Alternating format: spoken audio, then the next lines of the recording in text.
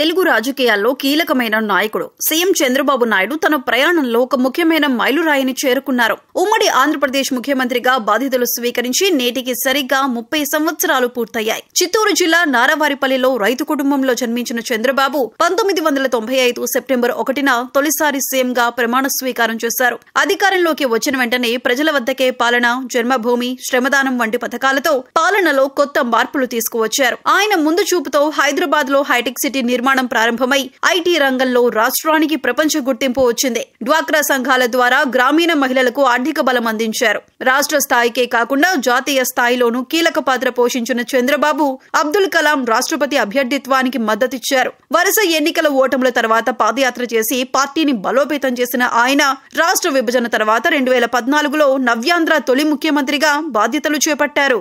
తాజాగా 4వసారి సీఎం అయి ఆంధ్రప్రదేశ్ పునర్నిర్మాణాన్ని ముందుకు తీసుకువెళ్తున్నారు.